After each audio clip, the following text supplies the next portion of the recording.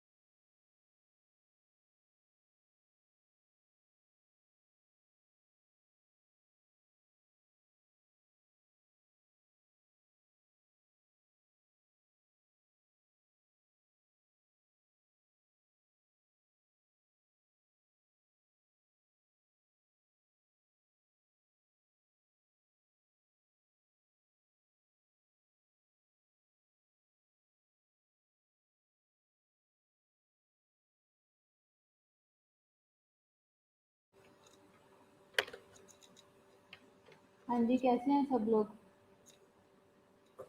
ठीक ठाक हैं? असाइनमेंट सब लोगों ने क्यों नहीं सबमिट करवाई अभी तक? मुझे सबसे पहले ये बताओ। असाइनमेंट सबकी नहीं आई मुझे। हाँ जी, आबदा, सिदरा, हबीबा, हबीबा की आई है और एक और बच्चे की आई है।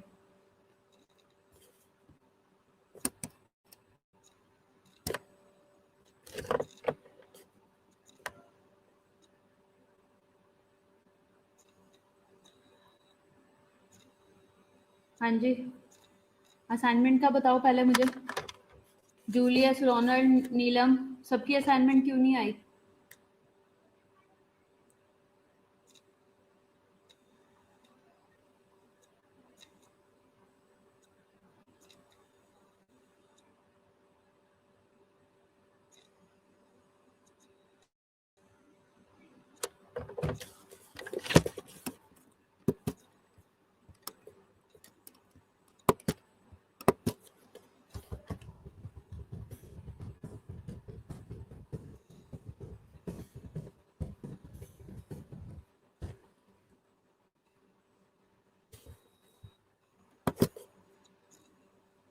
हाँ जी, पढ़ना नहीं चाहते क्या आप लोग? असाइनमेंट क्यों नहीं भेजी मुझे? बताओ।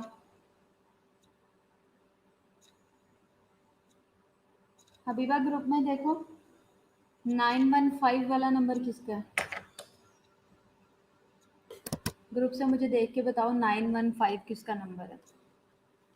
उसने मुझे पर्सनली भेजी है असाइनमेंट और किसी ने भी नहीं भेजी अभी तक। आवाज़ ठीक आ रही है? आवाज़ आ रही है आप लोगों को? अच्छा, आज का हमारा टॉपिक है वही, हम ईसीजी वाला ही कंटिन्यू करेंगे जहाँ से हमने छोड़ा था। पिछला फ़िलहाल रिवाइज़ नहीं करेंगे, अदरवाइज़ फिर बहुत टाइम लग जाता। सबसे पहले हमने देखा था कि ईसीजी क्या है, ठीक है। सबसे पहले ईसीजी की डेफिनेशन देखी थी। फिर उसके बाद हमने क्या देखा था कि 12 लीड ईसीजी क्या होती है, हम क्यों करते हैं, इसकी कैलिब्रेशन क्यों होती है, मकसद क्या है, और ईसीजी में जो वो आ रहे होते हैं कॉम्प्लेक्सेस आ रहे होते हैं वो किस तरीके से होते हैं, हार्ट कैसे कैसे कॉन्ट्रैक्ट करता है और नया रिदम बनता जाता है, ये हमने देखा था। फिर इसके अलावा ये सारी चीज़ें देख के हमने पी वेव कैसे बनी, क्यू आर एस कैसे बना, और एस टी जंक्शन कैसे बना, और एस टी वेव कैसे बनी, ये सारी चीज़ें हमने देखी थी, ठीक है। इसके साथ हमने जो प्रीवियस चीज़ें डिस्कस की।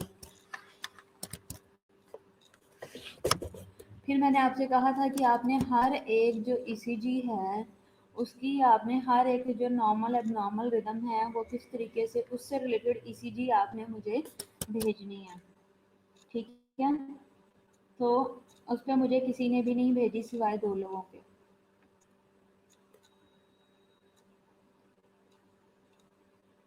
कौन सी जो किस साइड का एमआई होगा तो कौन सी वाली लीड्स के अंदर एलिवेशन आएंगी, ये मैंने आपसे पूछा था। और इसमें इसके अकॉर्डिंग जो है वो हबीबा ने मुझे ईसीजी भेजी है, और साथ में जो है एंटीरियर वॉल एमआई की ईसीजी है, प्लस इंफीरियर पोस्टीरियर वॉल की है, सेप्टल वॉल की है, ठीक है।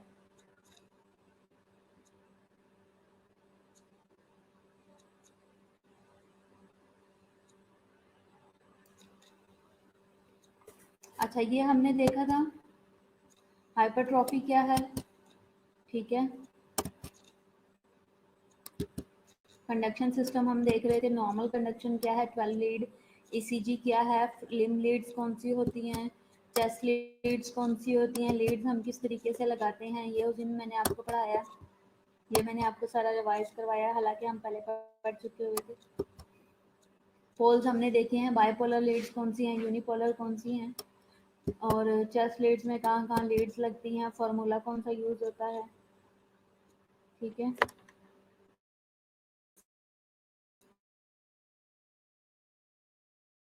ये भेजे। अच्छा, दोनों ने कॉपी की हुई है हैं? हबीबा, हबीबा सहर आपकी क्या लगती है? आवाज आ रही है आप लोगों को? हबीबा और सहर कॉपी पेस्ट कहाँ से किया? हम्म, दोनों का ही एक्सेप्ट नहीं होगा, दोनों ने एक दूसरे की कॉपी की। अब किसने किसकी की है ये आप ही बता सकते हो। सबसे पहले किसने बनाया था?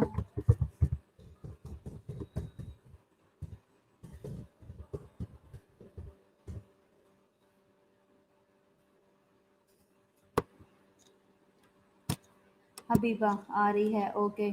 सहर का है, ठीक है। सिद्रा, अभी क्यों नहीं करवाया सिद्रा? लेक्चर के बाद करवाने का क्या तुक बनता है? मैंने आप लोगों का टेस्ट इसलिए कैंसिल किया था, मुझे बताओ।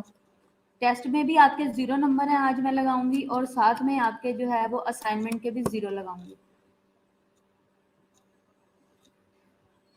जब मैंने आपको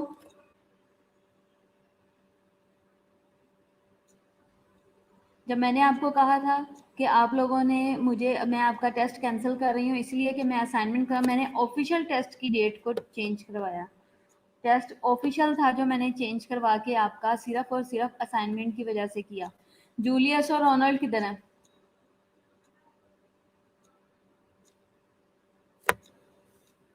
हाँ जी, एक साथ लेके आए थे, पेस्ट भी एक साथ ही एक जैसी हुई थी, हाँ सहर? कभी भी एक जैसे केस नहीं लेते,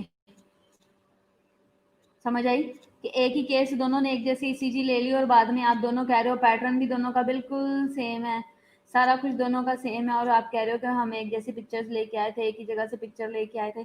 जब आप दोनों इकट्ठे गए हो तो आपको अलग अलग जगह से अलग अलग पिक्चर लेनी चाहिए थी। पेशेंट पीआईसी आप गए हो तो पीआईसी में तो बेबहा आपको एमआई मिल जाते, आप डिफरेंट पिक्चर्स ले लेते, 2 केसेस की ले लेते। इस तरह के ना वो नहीं चलती। नहीं, ऐसा नहीं होता कि मिल ना रहा हो हबीबा। आप दोनों ने असाइनमेंट भेजी है, मैं आप दोनों को अप्रिशिएट करती हूँ, लेकिन इसका मतलब ये नहीं है कि आप जो है वो बहाने मारो इस तरह के। असाइनमेंट मैंने आपको फ्राइडे को दी थी कि संडे को दी थी? हाँ जी सादी, आपकी क्यों नहीं आई? इफ्रा, असाइनमेंट किधर है?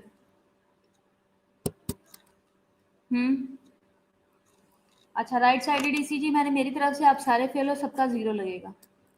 राइट साइडेड ईसीजी है, मैंने आपको बताया था कि वो आपने किस तरीके से लेनी है, उसको लेबल करना है। ईसीजी का ग्राफ पेपर पे किस तरीके से शो हो रही होती है, मैंने आपको वॉल्स बताई थी कि वॉल इसमें कौन कौन सी यूज़ होती है और किस तरीके से कलर कोडिंग हुई हुई है, आपने किस तरीके से सिलेक्ट करना है, यहाँ तक हमने कर लिया था। अब बेसिकली असाइनमेंट देने का मेरा मकसद आपको सिर्फ और सिर्फ ये था कि जब आप खुद जो है वो ढूंढ के केसेस को असाइनमेंट बनाओगे तो वॉल्स आपको बहुत अच्छे से समझ आ जाएंगी। अगर मेरे बताने में कहीं पे भूल चूक होगी तो वो भी आप अच्छे तरीके से समझ लोगे। बेसिकली मैंने आपको इसलिए असाइनमेंट दी थी। तो जिन लोगों ने बिल्कुल नहीं बनाई, उनको पढ़ने में कोई इंटरेस्ट नहीं है, क्लास में कोई पार्टिसिपेशन नहीं है, तो मेरी तरफ से आपका 0 है सबका, ठीक है। और हबीबा ने और सहर ने, अब मुझे इस चीज़ की क्या गारंटी है कि आप वहाँ जाके केसेस देख के आए हो, पीआईसी के किसी बंदे से पिक्चर नहीं बनवाई। और एक बंदे ने अगर मंगवा लिया या बनवा लिया तो दोनों ने एक पे ही बना दिया, same to same copy paste. एक लफ्ज़ भी आप दोनों का यहाँ से वहाँ नहीं हुआ हुआ, सारे का सारा पैटर्न सेम है। तो इस तरह की असाइनमेंट जो है ना वो एक्सेप्ट नहीं होगी। एक बंदे ने बनाई है और उसी ने ही जो है वो दोनों को एडजस्ट कर दिया। मैं इस चीज़ को नहीं मानती कि आप काम ना करो और आप जो है बगैर काम किए ही दूसरों के काम को ही अपना काम बनाओ और आप शो करो। जब तक आप अपने हाथ से कोई काम नहीं करोगे आपको कुछ नहीं आएगा। और हमने ऐसे स्पेशलाइज्ड नहीं बनाने जिनको काम ना आता हो, सिर्फ हाथ में डिग्री हो। हमें पढ़ी लिखी नर्सेज चाहिए और स्पेशली जो स्पेशलाइज कर रही हैं वो ऐसी जो कि पढ़ी हों, कॉपी पेस्ट ना किया हो जिन्होंने। अच्छा, अब यहाँ तक तो हमने राइट साइडेड और लेफ्ट साइड, हमने right sided left sided ECG देख ली थी, वॉल्स देख ली थी, एमआई देख लिया था, उसके अकॉर्डिंग उनकी सारी डायग्नोसिस और ईसीजी वगैरह देख ली थी। अब हम देखेंगे कि आप हार्ट रेट को किस तरीके से काउंट कर सकते हो, ठीक है। अब आपने हार्ट रेट जब काउंट कर रहे हो पेशेंट का तो आपने कैसे करना है? एक तो हार्ट रेट वो आता है जो हम पल्स के साथ या हम स्टेथोस्कोप से देख सकते हैं, ठीक है। दूसरा होता है जो ईसीजी के ऊपर लिखा हुआ आ रहा होता है। अब ये जो ईसीजी है ना, इसमें कॉम्प्लेक्स बहुत ब्रॉड है, दूर दूर है, ठीक है। अगर एक ईसीजी में आपके पास एक ग्राफ है, जैसे कि ये ईसीजी है, ठीक है। इस ईसीजी में देखो आप बहुत ध्यान से, आप अपने ईसीजी लेके बैठे हो आज अपने हाथ में? ईसीजी ली हुई है आपने हाथ में या मोबाइल में किसी के पास पिक्चर है तो उसे खोल के देखो कि हार्ट रेट एक कॉम्प्लेक्स के बाद दूसरा कॉम्प्लेक्स जो है वो कितने ब्लॉक्स के बाद आ रहा है, लार्ज ब्लॉक कितने लार्ज ब्लॉक्स के बाद आ रहा है। एक हार्ट रेट के बाद दूसरा एक कॉम्प्लेक्स के बाद दूसरा कॉम्प्लेक्स, ठीक है। ईसीजी में कॉम्प्लेक्स जितने ब्रॉड होंगे या जितने डिस्टेंस पे होंगे एक से दूसरा ब्लॉक जो है वो जितने डिस्टेंस पे होगा हार्ट रेट उतना ही कम होगा। अगर जो कॉम्प्लेक्स हैं अगर वो बहुत ज़्यादा कंजेस्टेड होंगे और एक ईसीजी में काफ़ी सारे कॉम्प्लेक्स आ रहे हैं तो इट्स मीन हार्ट रेट ज़्यादा है। ये एक कॉम्प्लेक्स जो है वो एक बीट को शो कर रहा होता है उस टाइम में, ठीक है। फॉर एग्जाम्पल मैं बात कर रही हूँ, जैसे कि सपोज अब आपने बेसिकली करना क्या है, जब आपने रूल ऑफ 300 के अकॉर्डिंग चलना है। अब मशीन है ना, मशीन में एरर भी आ सकता है, ठीक है। कार्डियक मॉनिटर कितने लोग यूज करते हैं आप में से? कार्डियक मॉनिटर कितने लोग यूज करते हैं?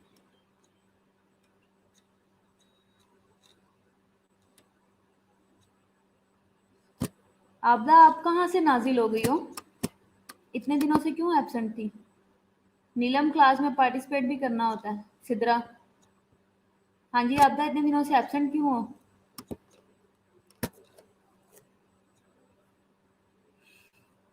कितने लोग कार्डियक मॉनिटर यूज करते हैं? जल्दी से जल्दी जल्दी रिप्लाई किया करो। सादिया और हबीबा तो करती है, ठीक है, सहर करती है, और रोनाल्ड करता है, इसका मुझे पता है। अच्छा, होता क्या है, अक्सर आपने देखा होगा कि पेशेंट जो है कॉम्प्लेक्स तो ठीक आ रहे हैं, लेकिन पेशेंट का हार्ट रेट आपकी नज़र पड़ती है 300 आ रहा होता है, डिजिट 300 200 लिखा होता है, कभी 150 लिखा होता है, और जब आप करीब जाके देखते हो तो पेशेंट का जो इलेक्ट्रोड होता है वो एक उतरा होता है, ठीक है। तो फिर पता लगता है, नीलम नहीं यूज़ करती। अच्छा, फिर क्या पता लगता है कि भाई ये तो उसका एरर है, कार्डियक मॉनिटर का एरर है, ठीक है। तो मैकेनिकल एरर बहुत ज़्यादा हो जाते हैं। इसी तरह ईसीजी के ऊपर कॉम्प्लेक्स जो है वो इस ईसीजी के अकॉर्डिंग जो स्लाइड पे खुली हुई है इसी तरह के दूर दूर कॉम्प्लेक्स होते हैं। अब इसमें आप देखो कितने कॉम्प्लेक्स जो नैरो जो लार्ज स्केयर हैं वो कितने लार्ज स्केयर के बाद अगला कॉम्प्लेक्स आ रहा है, ये आप ध्यान से गिनो, काउंट करो, मुझे बताओ। 1 2 3 4 5 6, ठीक है। 6 कॉम्प्लेक्स के बाद एक कॉम्प्लेक्स जो है वो 6 लार्ज स्केयर के बाद आ रहा है अगला कॉम्प्लेक्स, ठीक है।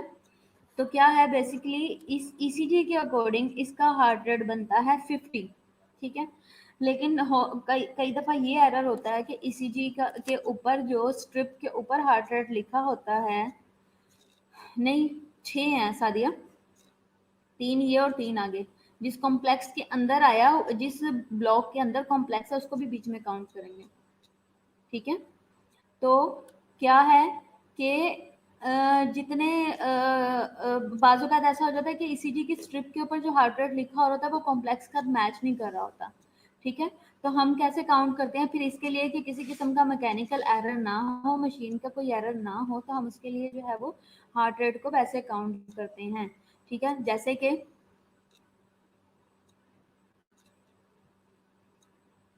अच्छा, जो आपके पास है 5 है, ठीक है। अच्छा, आपका ईसीजी के अकॉर्डिंग कैसे 50 बनता है हार्ट रेट, ठीक है, मैं आपको बताती हूँ। अब आपने इस चीज़ को बहुत ध्यान से देखना है। अभी आप मोबाइल पे तवज्जो ना दो, आप अपना पेन पेंसिल पकड़ लो और बहुत ध्यान से सुनो, ठीक है। आपने क्या करना है कि आपने 300 को डिवाइड करना है 6 पे, ठीक है। कैसे? अब जो पहला बॉक्स होता है ना, अब बेसिकली है क्या, रूल ऑफ 300 है क्या, इसमें क्या है, ये इजीएस्ट है मेथड है to memorise the following table, ठीक है। नंबर ऑफ जो बिग बॉक्स होते हैं ना, जैसे कि 1 2 3 4 5 6, ठीक है। और जो रेट है वो कैसे स्टार्ट होता है, अगर एक ब्लॉक के बाद फौरन दूसरे ब्लॉक में आ रहा है तो इट्स मीन के 300 रेट है, ठीक है। हमने ब्लॉक्स के हिसाब से काउंट करना है। तो रेट कैसे होता है, सबसे पहले 300 150 100 75 60 और 50, ठीक है। अब आप ये देखो कि आपको ये चीज़ फिंगर टिप्स पे पता होनी चाहिए। आपने पहले बॉक्स में टोटल पेशेंट के सपोज आ रहे हैं 3 ब्लॉक्स के बाद एक कॉम्प्लेक्स आ रहा है, हर 3 ब्लॉक्स के बाद एक कॉम्प्लेक्स आ रहा है, तो आप कैसे काउंट करोगे, पहले बॉक्स में आप डाल दोगे 300, दूसरे में डाल दोगे 150, तीसरे में आप डाल दोगे 100, ठीक है। ये होगी एक ईसीजी जिसका हार्ट रेट जो है वो 100 आ रहा है, ठीक है। अब क्या है, एक कॉम्प्लेक्स में 5 आ रहे हैं, जैसे सादिया के जो है वो 5 ब्लॉक्स आ रहे हैं हर एक कॉम्प्लेक्स के बाद, तो इसका हार्ट रेट कितना बनेगा, पहले पे 300 है, दूसरे पे 150 है, तीसरे पे 100 है, चौथे पे 75 है, तो 50 पे कितना हुआ 60, तो उसका हार्ट रेट कितना बना 60 बीट्स पर मिनट, ठीक है। तो इसी तरह इस ईसीजी में है 300 150 100 75 60 और 50, ठीक है। 5 हो गए ना, तो इस तरह से बना 50। तो ये क्या है, 300 को हमने टोटल 300, अब है क्या, जैसे कि, और ये सिर्फ रेगुलर पे हो सकता है, इरेगुलर पे नहीं हो सकता, ठीक है। ये सिर्फ रेगुलर पे होता है, इरेगुलर पे क्यों नहीं होगा, क्योंकि कहीं पे वो एक कॉम्प्लेक्स आ रहा है 55 के बाद, कहीं पे कॉम्प्लेक्स आ रहा है 4 के बाद, कहीं पे आ रहा है 3 के बाद, ठीक है। तो आपने करना क्या है, आपने सब में पहले, सबसे पहले आपने रेगुलर रिदम को काउंट कर लेना है, क्या ये रिदम रेगुलर है, ठीक है। तो आपने क्या करना है कि आपने रेगुलर रिदम देखने के बाद, इसको कैसे यूज करते हैं व्हाइट बोर्ड को, ये पेन है, अच्छा ओके, नजर आ रहा है आपको बोर्ड,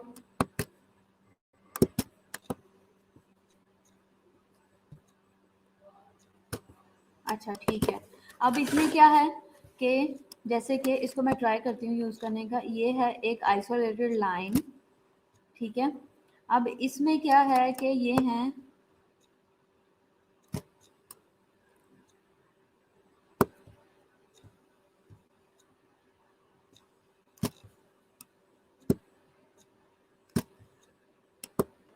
मेरी ड्राइंग पे ध्यान ना देना।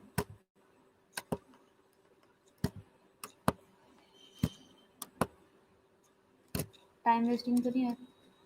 राइट रिदम को कैसे देखना है? राइट रिदम को, राइट रिदम क्या होता है? अच्छा, मैं आपको ये बता रही हूँ कि जो रेगुलर रिदम है ना, उसके लिए आपने क्या करना है कि आपने सारे जितने भी कॉम्प्लेक्स आ रहे हैं ना, उनको देखना है कि वो कितने सारे के सारे जो हैं वो सेम बॉक्सेस के अंदर आ रहे हैं, यानी कि कोई ऐसा तो नहीं कोई 4 के अंदर आ रहा है या कोई 5 के अंदर आ रहा है, ठीक है, ऐसा तो नहीं है।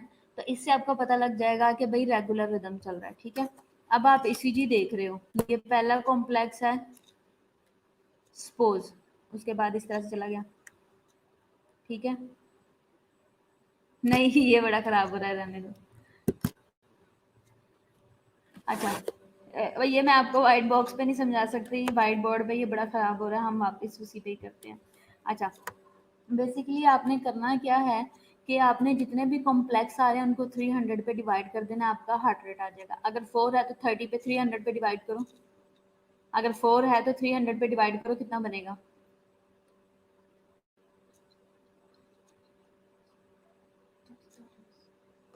कितने पे बना? 4 पे 75, ठीक है। सबको समझ आ गई? अच्छा, आपने रेगुलर रिदम के लिए आप मुझे पूछ रहे हो कि वो कैसे होगा। हम क्या करते हैं कि बेसिकली रेगुलर के लिए हमने ये जो आर आर वेव होती हैं, हमने इनको असेस करना होता है। ये आर वेव है, ठीक है, जो अपवर्ड जा रही है एक बड़ी सारी वेव। ये मेरा एरो नजर आ रहा है आपको ईसीजी के ऊपर? हमने जो आर आर वेव होती है हम उसे डिटेक्ट करते हैं। किस तरीके से किया जाता है कि एक पेपर लिया जाता है, हाँ 75, ठीक है। एक वाइट पेपर लिया जाता है, ठीक है। उस पेपर को ईसीजी के जो आर आर वेव होती है उसके ऊपर बिल्कुल ऐसे रख दिया जाता है, ईसीजी के ऊपर, ठीक है, आर आर वेव पे इस तरीके से रख के, अब नीचे ईसीजी है और उसके ऊपर बिल्कुल इस तरीके से पेपर, सारे को कवर नहीं करना, सारे को कवर नहीं करना। आपने क्या करना है कि जो ईसीजी के बड़े वाले कॉम्प्लेक्स ये जो अपवर्ड आ रहे होते हैं ना, ठीक है, आपने इनके ऊपर रखना है और पेपर से ईसीजी के ऊपर इस तरीके से लाइन लगानी है आर आर वेव पे जितनी आ रही हैं, ठीक है। आप थोड़ा थोड़ा पेन से मार्क करते जाओगे। तो आपने 4 कॉम्प्लेक्सेस को इस तरीके से हल्का हल्का मार्क कर देना। ये जो ऊपर सबसे बड़ी वेव होती है ना, ये जो वो आ रही है, टिप आ रही है, इसको और पेपर को इकट्ठे कर देना है कि पेपर के ऊपर हम इस तरीके से उसका निशान लगा लें या मार्क कर लें। फिर आपने वो जो 4 कॉम्प्लेक्सेस के ऊपर लगाए होंगे ना मार्क, और वो पेपर के ऊपर छप गया होगा, एक ड्रॉ हो गया होगा हल्का सा, आपने उन्हीं लाइंस को उठा के दूसरे कॉम्प्लेक्सेस पे रख के देखना है कि दोनों का डिस्टेंस सेम है। क्या पहली वाली आर वेव दूसरी आर वेव वाले ही निशान के ऊपर आ रही है, अगली उसी निशान पर आ रही है? समझ आई बात? तो इससे हमें पता लग जाता है कि ये जो हमारा रिदम है ये बिल्कुल रेगुलर है, ठीक है। एक लाइन से दूसरी लाइन का डिस्टेंस बिल्कुल सेम है। समझ आई बात या नहीं आई? हाँ जी। तो इस तरीके से हम हार्ट रेट देख लेते हैं। इसमें क्या है, take the number of big boxes, ठीक है, आपने ले लिया है between neighbouring QRS complex. Between neighbouring का मतलब राइट और लेफ्ट के जो होंगे। फिर उसके बाद है एंड डिवाइड दिस इनटू 300। बाकी सबको समझ आ रही है या सिर्फ आपदा को आ रही है? नीलम क्या रिपीट करना है? अच्छा, the result will be approximately equal to the rate, ठीक है, ऑल दो फास्ट, ठीक है। ये फास्ट तो hire this method only works for, किसके लिए होगा, किसके लिए होगा? रेगुलर रिदम के लिए होगा, इरेगुलर पे ये काम नहीं करता। इसे रूल ऑफ 300 कहते हैं। तो रूल ऑफ 300 आपको फिंगर टिप्स पे पता होना चाहिए। 300, 150, 75, 60 और 50, ठीक है।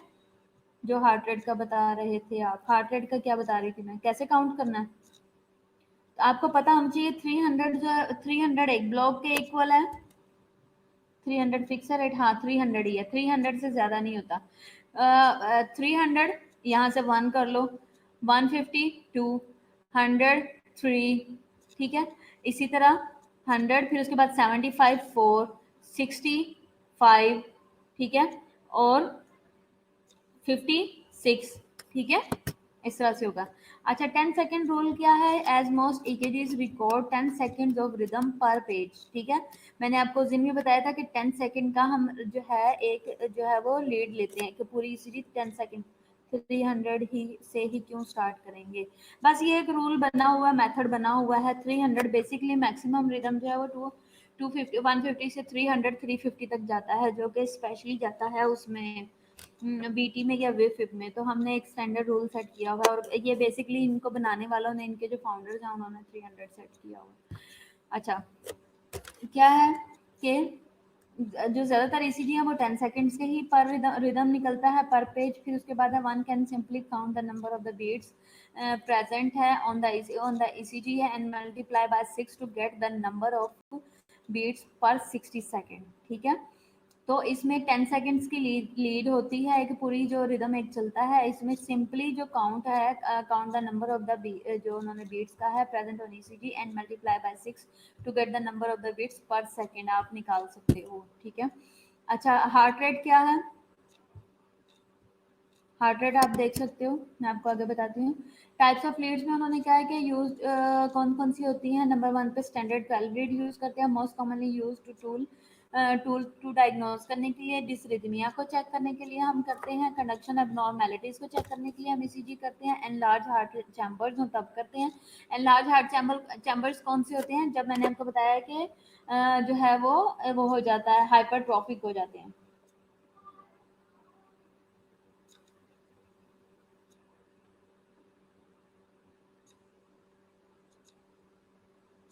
अभी भाई ये आपके हाथ है, मैं कैसे मान लूं? हैं, बताओ। कोई सहेली भी तो हो सकती है जिसने ईसीजी बना के जिसने ईसीजी के पिक्चर्स बना के भेज दिए हैं। अपना मुंह भी साथ लेती ना, फिर मैं मानती। प्रीवियस स्लाइड की नहीं समझ आई मैम, कैसे कैलकुलेट करना है वो मैं आपको आगे समझाती देती हूँ, सब्र करो। अच्छा, हार्ट अगर एनलार्ज हो चैम्बर, जैसे कि मैंने हाइपरट्रॉफी आपको बताया है, मायोकार्डियल हाइपरट्रॉफिक का मैंने आपको बताया था कि उसमें जो आर वेव है वो बहुत एनलार्ज हो जाती है, और वो क्या करती है कि एक जो है वो दूसरे के साथ मर्ज हो रही होती है। मायोकार्डियल इस्कीमिया या इन्फेक्शन देखने के लिए हाई और लो कैल्शियम और पोटेशियम लेवल के लिए। कैल्शियम और पोटेशियम का हार्ट रेट के ऊपर बहुत इफेक्ट होता है, और इसके अलावा कॉन्ट्रैक्शन पे और कंडक्शन पे बहुत इफेक्ट होता है। और इसके अलावा क्या है, इफेक्ट्स ऑफ सम मेडिकेशन के लिए जो कि हम हार्ट रेट को बढ़ाने और कम करने के लिए देते हैं, उनके लिए भी हमारा ईसीजी करना बहुत ज़रूरी है। फिर मेडिसिन का इफेक्ट पता लगेगा। दूसरी टाइप्स ऑफ लीड्स 15 होती है। मैंने आपको फर्स्ट डे बताया था, कि 12 लीड होती है, 15 होती है और 18 होती है, ठीक है। 3 चेस्ट लीड्स जो हैं वो ऐड की जाती हैं अक्रॉस द राइट प्रीपोडियम में। फिर उसके बाद वैल्यूएबल टूल फॉर, अच्छा ठीक है। अच्छा, क्या है? वैल्यूएबल टूल है for early diagnosis of right ventricular and posterior left ventricular infection के लिए। उसके लिए चेस्ट लीड जो है वो बैक साइड पे लगा दी जाती है। इसमें आप देख सकते हो कि ये यहाँ तक तो सारी 12 लीड लग गई हैं, ये 6 तक जो है वो 12 लीड लग चुकी हुई हैं। 3 जो हैं पोस्टीरियर प्रीकोडियम उन्होंने लगा दी हैं, और ये क्या है, ये पोस्टीरियर वॉल को देखने के लिए है, प्लस ये क्या करेगा कि ये राइट वेंट्रिकल को भी देखेगा, ठीक है। डायग्नोज करने के लिए है राइट वेंट्रिकल के लिए और पोस्टीरियर लेफ्ट वेंट्रिकल के लिए, ठीक है। अब ये देख सकते हो बैक साइड पे। अच्छा, अगर हमारे पास लीड्स, इस पिक्चर को बहुत ध्यान से देखो, अगर हमारे पास जो है वो 15 लीड्स का नहीं है, ऑप्शन हमारे पास अवेलेबल नहीं है, तो आप फ्रंट की जो 1 2 3 है इसे उतार के बैक साइड पे लगा सकते हो, यूज कर सकते हो, ठीक हो गया।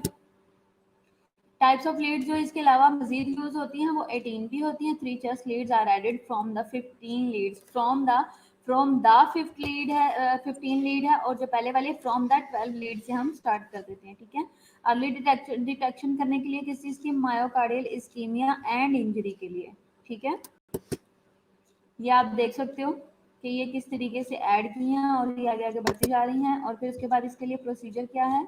इसमें वेरीफाई करना है order Verify the order for ECG on the patient's medical record है, gather all equipments and bring to bedside। अब हम देखेंगे कि ECG करनी कैसे, आपको बहुत अच्छे से पता है, लेकिन अगर किसी किस्म की कोई प्रॉब्लम रह जाती है, नहीं समझ पाते हो, कभी ECG करने में मुश्किल आती है, तो वो मैं आज आपको बता देती हूँ। तो आज आपका कोई भी ऐसा क्वेश्चन होगा, कोई क्यूरी होगी, तो वो आज जो है वो सॉर्ट आउट हो जाएगा। सारे इक्विपमेंट सबसे पहले अपने पास रेडी कर लो, जेल वगैरह हर चीज़ आपके पास हो, टिश्यू आपके पास हो, फिर आप ईसीजी स्टार्ट करो। ये नहीं कि पेशेंट को एक्सपोज कर दिया और वो सारे कप्स लगा दिए हैं। और आपको पता है जो कप लगते हैं ना ईसीजी के, जो वो हम लगाते हैं, पंप हमने वो बल्ब लगाया होता है, वो बहुत पेनफुल होता है। कुछ लोगों को बार बार ईसीजी करके या प्रोलॉन्ग लगे रहने की वजह से वहाँ पे ब्रूज भी बन जाता है, स्पेशली जो ओल्ड एज होते हैं। अच्छा, फिर उसके बाद है परफॉर्म आपने करना है hand hygiene and put on PPE if indicated. अब तो आजकल के डेज में पीपीई पहनना बहुत ज़रूरी है, किसी किस्म की किसी की भी कोई बॉडी सिक्रेशन आपके साथ टच ना हो। आइडेंटिफाई करना है पेशेंट को, फिर उसके बाद आपने कर्टन क्लोज कर देना है around the bed and close the door to the room. आपने डोर हो तो डोर क्लोज कर देना अगर पॉसिबल है तो। फिर उसके बाद as you setup the machine to record a 12 lead ECG, explain the procedure to the patient. ठीक है, ये सब चीज़ें आप करते होगे। पेशेंट को प्रोसीजर बताना बहुत ज़रूरी है, चाहे मेल है या फीमेल है, क्योंकि चेस्ट आपको पता है कि थोड़ा कि बहुत ज़्यादा इंटरनल पार्ट है। आपने जहाँ पे ईसीजी करनी है, जिस एरिया पे आपने लीड्स लगानी है, पेशेंट को बताए बगैर आप उसको एक्सपोज नहीं कर सकते। अच्छे से आप एक्सप्लेन करो, फिर पेशेंट को कॉन्फिडेंस मिलो। फिर उसके बाद है tell the patient that the test records the heart electrical activity and it may be repeated at certain intervals. आपने पेशेंट को बताना है कि मैं रिकॉर्ड करने लगा हूँ आपकी हार्ट एक्टिविटी को, और ये जो है वो रिपीट भी की जा सकती है सर्टेन इंटरवल में, बार बार भी करनी पड़ सकती है, कोई वजह भी हो सकती है। एम्फोसाइज करना है that no electrical current will be enter his और हर बॉडी। आप हर पेशेंट को ऐसा लगता है, कुछ स्पेशली वो लोग जिन लोगों ने कभी करवाई नहीं है, फर्स्ट ऑफ ऑल उन लोगों को कि करंट ना लग जाए। दूसरा उन लोगों को जिन्होंने कभी ये मशीन देखी भी नहीं है, और जिन्होंने मूवीज़ में ही देखा है कि जब ऐसी मशीन लगाते हैं तो सिर्फ करंट देने के लिए लगाते हैं, तो उनके लिए भी आपने क्या करना है कि आपने पेशेंट को कॉन्फिडेंस में लेना है और अच्छे से एक्सप्लेन करना है। ठीक है, कि मैं आपकी ईसीजी करने लगा हूँ, आपने परेशान नहीं होना और this and that.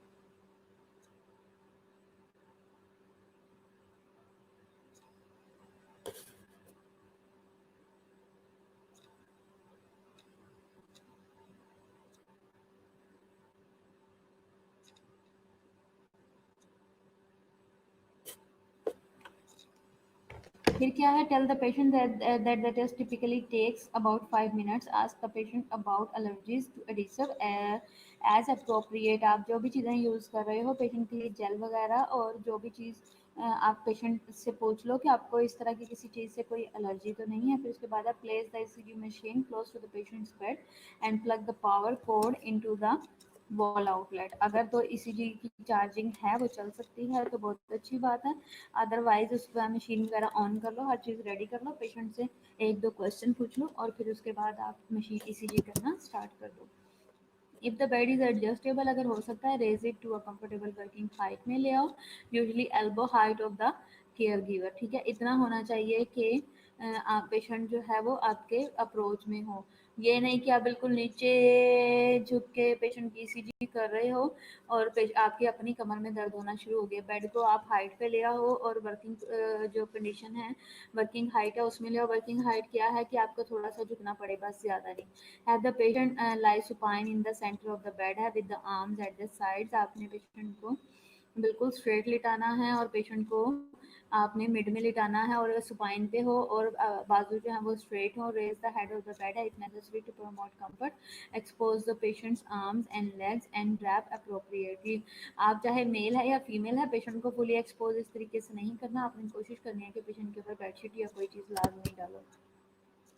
encourage the patient to relax the arms, ठीक है, and legs if the bed is too narrow। अगर बहुत साथ साथ जुड़े हुए हैं, place the patient's hand under the buttock। आप पेशेंट से कहो कि अपने हाथ जो है वो बटक के नीचे रख लें। ठीक है, और फिर उसके बाद है टू प्रिवेंट मसल टेंशन, वरना बटक टू प्रिवेंट मसल टेंशन। ठीक हो गया। फिर उसके बाद also this technique if the patient is shivering और ट्रम्बलिंग कर रहा हो, तब भी उसे क्या कहें कि वो अपने बटक के नीचे रख ले। इससे ये होगा कि जब प्रेशर होगा उसके हाथ पे तो हाथ बहुत ज़्यादा हिलेंगे नहीं। अगर पेशेंट मूव करता रहता है तो ईसीजी में क्या होता है, ईसीजी में वाइब्रेशंस आती हैं, या अगर आयरन बेड है या बहुत ज़्यादा बेड जुड़े हुए हैं तो तब भी आपने क्या करना है कि आपने पेशेंट को कहना है कि अपने नीचे ही रख ले हाथ, ताकि जो है वो ईसीजी में कोई प्रॉब्लम ना हो। फिर उसके बाद है make sure the feet do not touch the beds footboard, ठीक है, पाँव भी टच ना हो रहे हो, पेशेंट को रेज करना अप करना है, और उसके अलावा पेशेंट की बॉडी जो है वो किसी चीज़ से टच ना हो रही हो। फिर उसके बाद आपने सेलेक्ट करना है, select flat fleshy area on the on which to place the electrodes. आपने क्या करना है, आपने क्या करना है कि आपने जो है वो पेशेंट के लिए जो है वो फ्लैट और फ्लैशी एरिया आपने चूज़ करना है जहाँ पे आप इलेक्ट्रोड प्लेस कर सको। आपने मस्कुलर और बोनी एरिया नहीं चूज़ करना, avoid muscular and bony area. If the patient has an amputated अगर लिम्ब है तो choose a site on the stump. आपने ऐसी जगह लेनी है जहाँ पे पेशेंट जो है वो क्या कर सके कि इजीली आप इलेक्ट्रोड जो है वो अटैच कर सको, पेशेंट के लिए पेनफुल भी ना हो, और सारी चीज़ें आपने देख के अटैच करना है। अगर फ्लैट और जो है वो अनकंफर्टेबल पोजीशन में लगाते हैं या बहुत ज़्यादा हेरी एरिया में लगाते हैं तो इलेक्ट्रोड जो है वो प्रॉपरली फिक्स नहीं होते। If an area is excessively hairy, अगर बहुत ज्यादा बाल हैं, क्लिप द हेयर। आपने क्या करना है, अब ये हेयरी एरिया किन के लिए प्रॉब्लम करता है, कौन लोग प्रॉब्लम करवाते हैं, मेल्स, ठीक है। मेल्स का ये प्रॉब्लम आता है कि उनके बहुत ज्यादा बाल होते हैं और वो बाद में फिर वहां पे इलेक्ट्रोड लगाना जो है वो हमारे लिए मुश्किल हो जाता है। आपने क्या करना है, आपने उसको क्लिप लग कर देना है, साइड पे करके क्लिप लगा दो, जो कि पाकिस्तान में कम में ट्रेंड है। फिर उसके बाद है डू नॉट शेव। आपने शेव नहीं करना हेयर को, क्लीन एक्सेस ऑयल। आपने क्या करना है, क्लिप साइड पे कर देना है, और स्किन पे, अब क्योंकि जहाँ भी बाल होंगे वहाँ पे ऑयल तो लाजमी आएगा, ठीक है। तो सीबम जो बनता है आपने उसे, एक्सेस जो ऑयल बना हुआ उसे आपने क्लीन करना है, और अदर सब्सटेंसेस को भी स्किन पे से with soap and water and dry it completely, अच्छे तरीके से क्लीन कर लें। अब मेल है तो आप उसको खुद तो नहीं करने जाओगे ना, आप पेशेंट से कहोगे कि आप अपनी चेस्ट को अच्छे तरीके से वॉश कराओ। यहाँ कुछ बहुत बाल होते हैं तो उनके लिए क्या करना है कि जहाँ से आपने लगाना है, जहाँ पे आपने इलेक्ट्रोड लगाने हैं, आप उन जगहों की स्किन, बालों को थोड़ा सा अपवर्ड कर दो और डाउनवर्ड कर दो, दरमियान में स्किन निकाल के वहाँ पे इलेक्ट्रोड लगा दो। तो आपको ये थोड़ी सी मेहनत करनी पड़ेगी, लेकिन ये जो है वो आपके लिए सुकून के लिए अच्छा है। लेकिन अगर शेव करते हैं तो शेव जो है वो थोड़ा अनएथिकल में आ जाता है पेशेंट से, पेशेंट बाज़ नहीं एग्री होते। आपने अप्लाई करना है लिम लीड्स को, लिम लीड इलेक्ट्रोड्स आपने लगाने हैं, tip of each lead wire जो है वो लेटेड हो, और लेटेड मतलब उसके ऊपर लिखा हो, कलर कोडेड हो फॉर इजी आइडेंटिफिकेशन हो। एक्सपोज द पेशेंट्स चेस्ट आपने एक्सपोज कर दिया है। अप्लाई द प्री कोडियल, आपने लीड्स इलेक्ट्रोड लगा दिए हैं। Tip of each lead wire is labelled हो, जैसे कि C1 C2 इस तरह से लिखा होता है, और कलर कोडेड भी हो फॉर इजी आइडेंटिफिकेशन, ठीक है। फिर आपने क्या करना है, ब्राउन और जो B1 है और V6 lead are apply to the chest है। B1 फोर्थ इंटरकोस्टल स्पेस पे लगेगी, और जो इसके अलावा राइट स्टर्नम बॉर्डर पे, और V2 जो है फोर्थ इंटरकोस्टल स्पेस पे लगेगी, लेफ्ट स्टर्नल जो है वो बॉर्डर पे। अब मैंने आपको उस दिन बताया था कि जो है जो फर्स्ट और सेकंड है, फर्स्ट वाली तो लग जाती है उस पे, ये ऑफ हो जाएगा, उसको लगाओ वापस, ऑफ हो जाएगा। नहीं, नहीं, हाँ नहीं ऑन हुआ, वापस लगाओ। हाँ बस।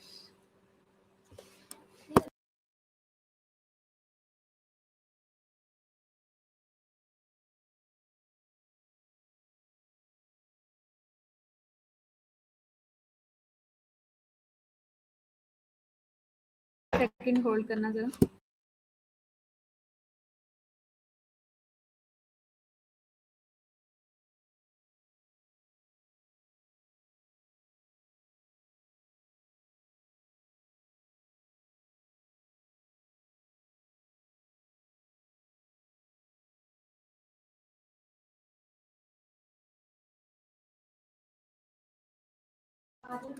अच्छा, थोड़ा सा इंटरप्ट हो गया। V1 जो है,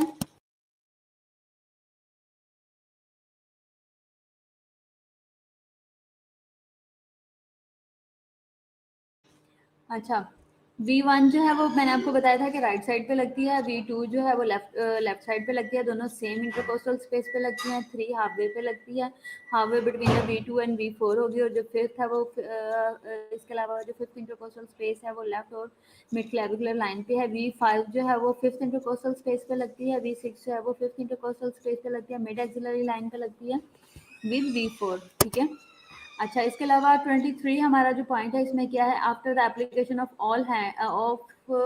all the leads make sure the paper speed selection is set to the standard 25 millisecond and that the machine is set to full voltage, ठीक है। मैंने आपको बताया था पहले भी कि 25 मिलीसेकंड पे हम सेट करते हैं, आपको याद होगा उस दिन मैंने बताया था। और 10 सेकंड्स पे होगी और 25 मिलीसेकंड पे इसकी स्पीड होती है और वोल्टेज होती है। इन चीज़ों का आपने बहुत ज़्यादा ख्याल रखना है। अगर if necessary enter the appropriate patient identification data into the machine, machine के ऊपर पेशेंट का डाटा डालने की भी ऑप्शन होती है। आप पेशेंट का नाम, डाटा, एज, हर चीज़ मशीन के ऊपर डाल सकते हो और वो रिकॉर्डेड भी रहती है। लेकिन हमारे पाकिस्तान में ये ट्रेंड नहीं है। हम क्या करते हैं, हम ये क्योंकि ईसीजी और स्पेशली पीआईसी की ईसीजी इतना ज़्यादा जो है वो अफरा तफरी मची होती है कि पेशेंट आते जाते ईसीजी होती जाती है। ईसीजी जैसे ईसीजी की है, जैसे ही लीड्स लगाई हैं, बटन प्रेस करते हैं, ईसीजी खुद ही आने लग जाती है। और ईसीजी पूरी आने से पहले लीड्स उतार के पेशेंट को उठा देते हैं और बाद में ऊपर पेशेंट का नाम लिख देते हैं, ठीक है। यानी कि हमें इतनी जल्दी होती है। फिर उसके बाद है ask the patient to relax and breathe normally, ठीक है। हम पेशेंट को कहते हैं कि रिलैक्स रहे, बिल्कुल रिलैक्स हो जाए और नॉर्मली सांस लेता रहे, कोई टेंशन की बात नहीं है। फिर उसके बाद है instruct the patient to lie still and not to talk while you record the ECG, ठीक है। पेशेंट को कहना है कि आपने जो है वो बिल्कुल स्ट्रेट लेट जाना है और आपने बातें नहीं करनी जब तक कि ईसीजी रिकॉर्ड नहीं हो जाती। प्रेस द ऑटो बटन, आपने ऑटो बटन करना है। ऑब्जर्व द ट्रेसिंग क्वालिटी, जैसे ही ऑटो करोगे तो आप क्या करोगे, अगर क्वालिटी, अगर ईसीजी पैटर्न सामने ठीक आ रहा है, अगर आप जो है वो फिल्टर प्रेस करते हो इसके फौरन बाद, तो जो वो आ रही होती है, जो वाइब्रेशन आ रही होती है फिल्टर से, वो भी रिमूव हो जाती हैं। और जैसे ही आप ऑन बटन प्रेस करते हो रन करने का, तो ईसीजी चल पड़ती है। The machine will record all 12 lead automatically, recording है 3 कंसेक्टिव लीड जो है वो साइमल्टेनियसली चल रही होती है। फिर उसके बाद है some machines have a display screen so you can preview wave forms है before the machine records them on the paper, आप पहले ही देख सकते हो जैसे कि मैंने आपको पहले बताया। फिर उसके बाद when the machine finishes recording 12 lead ECG है, remove the electrodes and clean the patient skin, आपने फौरन से स्किन को क्लीन कर देना है। और फिर क्या है, after disconnecting the lead wires from the electrodes, आपने डिस्पोज कर देना है इलेक्ट्रोड्स को और रिटर्न करना है। और आपने return the patient to a comfortable position में ले आओगे, lower bed height and adjust the head of the bed to a comfortable position, ठीक है।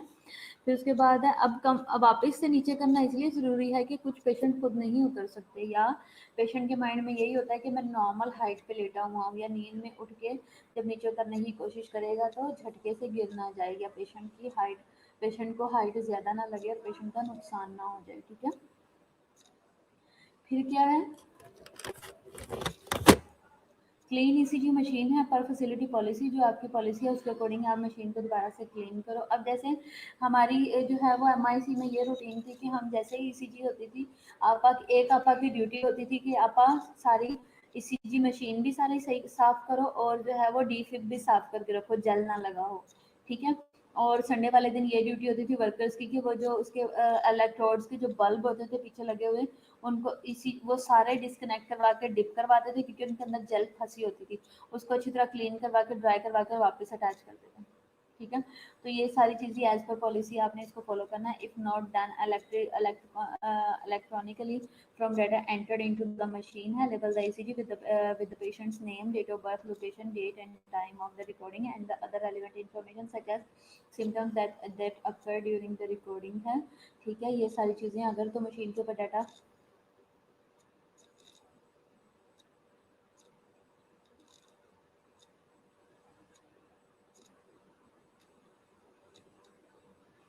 अच्छा, 1 मिनट में ये ख़त्म कर दूँ।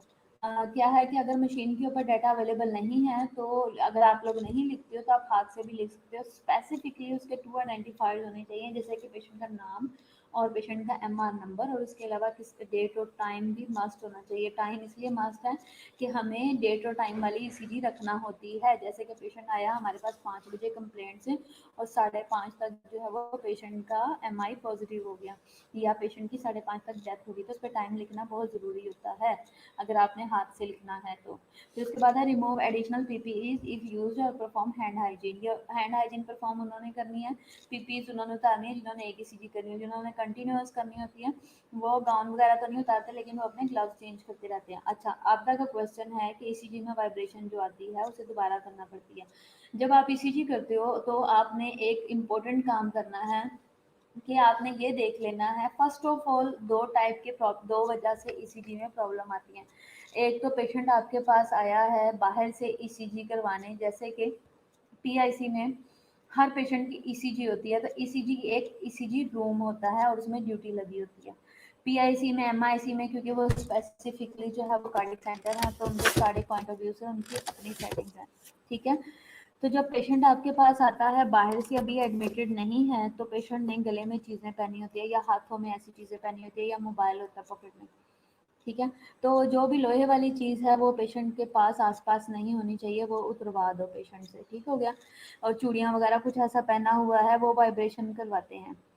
दूसरा, जब आप ईसीजी कर रहे हो तो पेशेंट ने बेड को पकड़ा हुआ ना हो, पेशेंट की बॉडी सिर्फ बेड पे लेटी हो, किसी चीज़ को टच ना करती हो, तो उससे आपके जो है वो वाइब्रेशन के चांसेस कम हो जाते हैं। लेकिन आजकल जो हमारी अच्छी वाली मशीन्स हैं उनमें भी वाइब्रेशन कम होती है। मैंने आपको पहले ही फ़िल्टर का एक बटन बताया है कि अगर आप फ़िल्टर प्रेस करते हो तो उससे भी जो वो है वाइब्रेशन है वो कम हो जाती है, फ़िल्टर हो जाती है। फिर इसके अलावा अगर पेशेंट मूव कर रहा हो या इलेक्ट्रोड सही तरीके से ना लगे हो या चेस्ट पे बाल हों, और अगर बाल, मैंने आपको पहले बताया कि बाल जो है वो अच्छे तरीके से आपने साइड पे करने हैं, फिर आपने उस ईसीजी मशीन, फिर आपने इलेक्ट्रोड अटैच करने हैं। अगर वो हो जाएगा, अगर कोई भी इलेक्ट्रोड जो है वो अपनी जगह से मूव हुआ होगा या लगा नहीं होगा प्रॉपरली, तो वो वाइब्रेशन देगा या स्ट्रेट लाइन देगा। बालों वाली ईसीजी पे ज़्यादा प्रॉब्लम आती है। अच्छा, और दूसरी बात आ जाती है कि आपके पास अगर पेशेंट एडमिटेड है तो अब जब आप ईसीजी करोगे ना, तो आपने ईसीजी की लीड्स लगाने के बाद आपने चेक करना है मशीन के ऊपर ही, आपने प्रिंट नहीं निकालना। आपने मशीन पे देखते हुए आपने एक चीज़ को नोट करना है, जब आप पेशेंट को टच करोगे तो ईसीजी में चेंजेस आ जाएंगे, वाइब्रेशन आ जाएगी। जैसे पेशेंट से हाथ हटाओगे तो वाइब्रेशन हट जाएगी। आपने ये ख्याल रखना है, ठीक है। आपने ईसीजी करते हुए अगर आपके पास टाइम है तो पेशेंट को कहना है कि इस बेड को टच करें या मशीन के ऊपर हाथ रखें, और फिर आपने मशीन के ऊपर जो उसकी स्क्रीन पे आ रहा होगा आपने उसमें देखना है एकदम से ईसीजी के ऊपर बड़ी ह्यूज वाइब्रेशन, बड़ी बड़ी ऐसे ग्रे कलर की ऐसे ऐसे लाइंस आना शुरू हो जाती हैं। तो बेसिकली रीज़न ये चीज़ें बनती हैं। अब जब पेशेंट आपके पास एडमिटेड है और आप रूटीन की मॉर्निंग की ईसीजी कर रहे हो, ठीक है, सुबह में आप ओवर में देखे जाते हो ना, नाइट वाले मॉर्निंग में देखे जाते हैं या डॉक्टर कह देता है इसकी ईसीजी करो, तो जब आप इस तरह की ईसीजी कर रहे हो तो उसके लिए आपने क्या करना है, आपने जो है अगर पेशेंट को कोई मॉनिटर लगा हुआ है तो वो आपने उस टाइम में ऑफ करना है। ईसीजी लीड्स लगाने के बाद जब ईसीजी ने रिकॉर्ड करना है पूरा पैटर्न, तो आपने मॉनिटर ऑफ कर देना। जब आप मॉनिटर ऑफ कर दोगे तो वाइब्रेशन ख़त्म हो जाएगी। अगर पेशेंट को कोई भी इस तरह की चीज़ है जो इलेक्ट्रॉनिक उसके पास लगी हुई है, फ़िलहाल आपको स्टॉप करनी पड़ेगी वेंटिलेटर के अलावा, ठीक है। जो चीज़ बेड के साथ टच हो रही होगी उसकी वजह से प्रॉब्लम्स आएंगी। अगर पेशेंट का हाथ जो है वो पेशेंट की ट्रॉली वगैरह पे या आईवी स्टैंड वगैरह पे लग रहा होगा तब प्रॉब्लम आएगी एडमिटेड पेशेंट की, ठीक है। अगर पेशेंट टीपीएम पे है तो अक्सर तब भी प्रॉब्लम आती है टीपीएम पे भी। इसके अलावा अगर पेशेंट को सिरिंज पंप वगैरह लगा हुआ है तो कोई प्रॉब्लम नहीं आती ईसीजी में। वेंटिलेटर पे भी सच कोई खास प्रॉब्लम नहीं आती, ठीक है। तो आपने क्या करना है कि आपने सिर्फ मॉनिटर को ऑफ करना है और जैसे ही रिकॉर्ड कर लेती है मशीन, सबसे पहले आपने मॉनिटर ऑन करना है। अगर ईसीजी मशीन चार्जिंग पे है तो तब भी आती है वाइब्रेशन, हाँ बिल्कुल आती है, तब भी आती है, क्योंकि वो भी इलेक्ट्रिसिटी या इलेक्ट्रॉनिक्स है, उसका भी मसला आता है। लेकिन कई दफ़ा ऐसा भी होता है कि वो सामने तो शो कर रही थी लेकिन प्रिंट निकालो तो उसमें प्रॉब्लम नहीं आती, ठीक है। टाइम भी खत्म हो गया, लेक्चर भी खत्म हो गया। इसकी रिवीजन करने की ज़रूरत तो नहीं है, जल्दी से बता दो, टाइम खत्म हो रहा है। हाँ जी बच्चों, इस लेक्चर की फर्दर रिवीजन की ज़रूरत है या बस इसको एंड करें?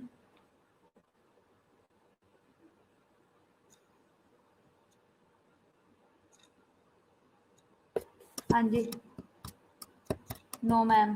बाकी आपदा,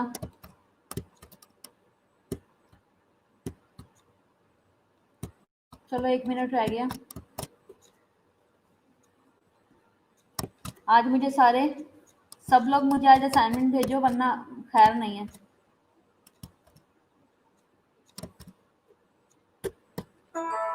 चलो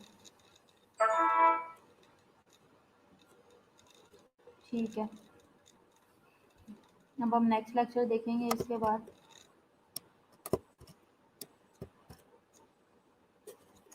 चलो ओके ओके बच्चों, खुदा हाफिज़। जूलियस को इफ़रा, हबीबा, आपदा, जितने लोग प्रेजेंट हो जूलियस और रोनाल्ड से कांटेक्ट करो। ये मुझे लगता है बाद में ये हो गए हैं, बाद में ये लोग ऑनलाइन हो गए हैं। चलो ओके, खुदा हाफिज़ सबको।